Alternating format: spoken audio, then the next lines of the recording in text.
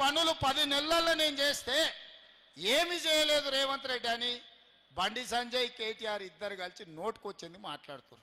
ఎన్నికల్లో పోటీ చేయను అని అసలు మాట్లాడే అర్హత ఉందా అని నేను అడుగుతున్నా. మొదట్లో అధికారం బాయ్, రెండోసారి డిపాజిట్లు బాయ్, మూడోసారి నీకు అభ్యర్థి దొరకకపోయా కేటీఆర్. ఇంకా నువ్వేంది నువ్వు మాట్లాడేది ఏంది? నీకున్న అర్హత ఏంది? తెలంగాణ సమాజం నిన్ను ఎప్పుడో బహిష్కరించింది. తెలంగాణ సమాజంలో నువ్వు మనిషివే కాదు, నువ్వు ఓటర్ లిస్టులో లేనే లేవు, ఈ లెక్కలలోనే లేవు. నువ్వు లెక్కలలో ఉంటే ఎన్నికల్లో పోటీ చేసి ఉండేటోని.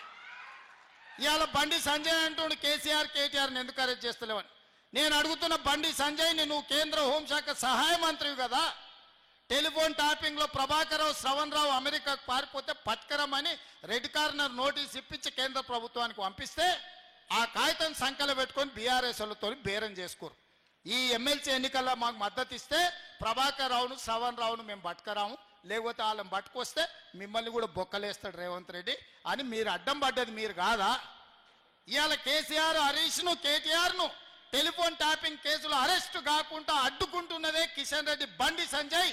ఎందుకంటే ప్రభాకర్ రావును, శ్రవణ్ రావును విదేశాల నుంచి ఇక్కడికి రప్పిస్తే 48 గంటలలో ఇలా బండారం బయటపడుతుంది, అందరిని తీసుకుపోయి చెర్లపల్లి జైల్లో పెడతామని చెప్పి ఈ కాగితం అడ్డం పెట్టి బ్లాక్మెయిల్ చేసి ఎన్నికల్లో పరోక్షంగా వాళ్ళ మద్దతు తీసుకుంటున్నది బీజేపీ వాళ్ళు కాదా అని చెప్పి నేను ఈ సందర్భంగా అడుగుతున్నా. బండి సంజయ్ గారు, నీకు చిత్తశుద్ధి ఉంటే మేము గొర్రెల స్కామ్ కింద ఏసీబీలో కేసు కట్టి మేము విచారణ చేస్తే ఫైళ్ళన్నీ మీ ఈడీ వాళ్ళు తీసుకుపోయినారు. ఈడీ వాళ్ళు ఎందుకు ఈ గొర్రెల స్కామ్లో టీఆర్ఎస్ వాళ్ళని ఒక్కరిని కూడా అరెస్ట్ చేయలే? ఈ కార్ రేసుల్లో విదేశీ కార్ల పోటీలలో కోట్ల రూపాయలు కేటీఆర్ విదేశాలకు తరలించిన నేను కేసు కడితే ఎంబడే ఈడీ వాళ్ళు వచ్చి ఆ ఫైల్ అంతా తీసుకుపోయినారు.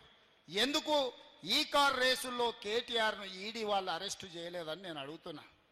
టెలిఫోన్ ట్యాపింగ్లో ప్రభాకర్ రావును నిన్న మనం టీవీలలో చూస్తున్నాం. ట్రంప్ ఆ ప్రెసిడెంట్ కాగానే అమెరికాలో ఉన్న భారతీయులందరినీ అక్రమ వలసదారులని కాళ్లకు బేడీలేసి తీసుకొచ్చి దేశంలో ప్రత్యేక విమానంలో దించిపోతున్నాడు. మరి అక్రమంగా ఉన్న ప్రభాకర్ రావును, శ్రవణ్ రావును ప్రభుత్వం మేము ఫిర్యాదు చేసిన వాళ్ళని ఎందుకు తెస్తలేరు? ఎందుకు మోడీ లేఖ రాస్తలేడు? ఎందుకు కేంద్ర హోంశాఖనే చేయాల్సింది పని? దానికి మంత్రిగా ఉన్నది బండి సంజయ్ గారే కదా. నేను సూటిగా అడుగుతున్న, ప్రభాకర్ రావును, శ్రవణ్ రావును ఎప్పటి లోపల విదేశాల నుంచి నువ్వు రప్పిస్తావు? బండి సంజయ్ 4 కోట్ల తెలంగాణ ప్రజలకు చెప్పు. వాళ్ళని తెచ్చిన 48 గంటల్లో ఇవాళ టీఆర్ఎస్ నాయకులను లోపల వేయకపోతే బొక్కలు పెట్టకపోతే చూడని నేను అడుగుతున్నా. ఇవాళ ట్యాపింగ్ చేసిన దొంగల్ని అమెరికాలో దాచిపెట్టి మీరు ఢిల్లీకి పిలుచుకొని సీకట్ల హరీష్ రావుతో, కేటీఆర్తో మాట్లాడి ఒప్పందాలు చేసుకున్నది మీరు. ఇవాళ మీరా మా గురించి మాట్లాడేది?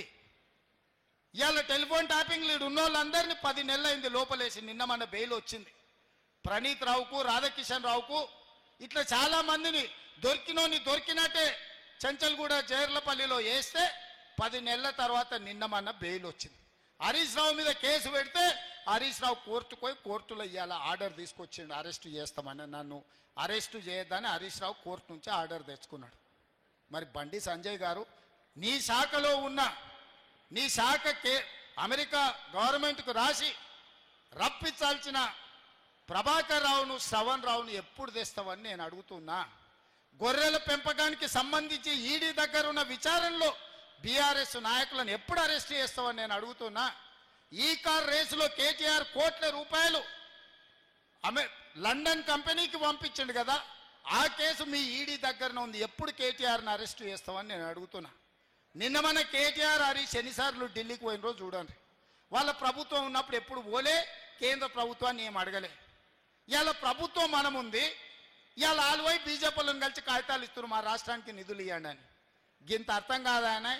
ఓ కాగితం చూపించి ఓ మాట మాట్లాడుకొని వచ్చి ఇవన్నీ ఏషాలు అర్థం అవుతలేదా?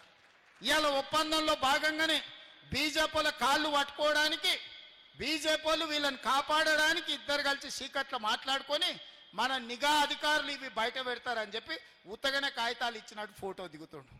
సిల్లి గవర్నర్ తెచ్చినవా? నితిన్ గడ్కరీకి కాగితం ఇచ్చినావు కేటీఆర్? హరీష్ రావు కలిసి వచ్చిండి కేంద్రంలో ఉండే వాళ్ళని ఏమన్నా తెచ్చిండా? ప్రభుత్వంలో మమ్మల్ని అడిగిన ఏమన్నా నిధులు తీసుకురావాలని ఏమన్నా అడగాలా అని? తెలంగాణ రాష్ట్రానికి తెలంగాణ రాష్ట్ర ప్రభుత్వానికి నిధులు తెచ్చేది ఉంటే మాతోని కదా కలిసి రావాల్సింది. మీరిద్దరు ఏంది కలుసుకునేది సీకట్లా? ఇలా ప్రభుత్వం ఉన్నది మాది కదా, మమ్మల్ని కదా అడగాల్సింది. ఏ నిధులు దేంట్లో రావాలి, దేంట్లో బకాయి ఉన్నాయి, ఎవరిని అడగాలని మమ్మల్ని అడగకుండా మీరిద్దరు కలిసి మాట్లాడుకొని సత్రం భోజనానికి నెల్లూరు పెద్దారెడ్డి రికమెండేషన్ అన్నాడు. అంటే వెనకట్టుకోవడం సత్రంలో పెట్టేదే ఉచిత భోజనం, దానికి నెల్లూరు పెద్దారెడ్డి పెద్ద లేఖ రాసినట, మా ఫలానా మనిషి వస్తున్నాడు ఆయనకు ఉచితంగా భోజనం పెట్టురని. నెల్లూరు పెద్దారెడ్డి లేఖ రాకపోతే సత్రంలో ఉచితంగా భోజనం పెట్టరా? ఇవాళ రాష్ట్రానికి వచ్చే నిధులకు రోజు నేను ఢిల్లీతో కొట్లాడుతూనే ఉంటే నేను పోయేస్తూనే ఉంటే నేను తెచ్చేది నేను తెస్తా. నీ ఉద్దర పెత్తనం ఎందుకు కేటీఆర్ హరీష్ రావు అని నేను అడుగుతున్నా. ఇవాళ మీరు ఆలోచన చేయండి, దీని కుట్ర. ఇవాళ ఎందుకు బీఆర్ఎస్ ఎన్నికల్లో పోటీ చేయలేదు? ఎన్నికల్లో పోటీ చేయనప్పుడు వాళ్ళు ఈ ఓట్లు ఎవరికి వేయమంటారు? ఇవాళ ఆదిలాబాద్, నిజామాబాద్, కరీంనగర్, మెదక్లో టీఆర్ఎస్కి అసలు పట్టభద్రుల ఓట్లే లేవా? మీ ఓట్లు ఎవరికో చెప్పండి, మీరు ఎవరి పక్కన నించుంటారో చెప్పండి.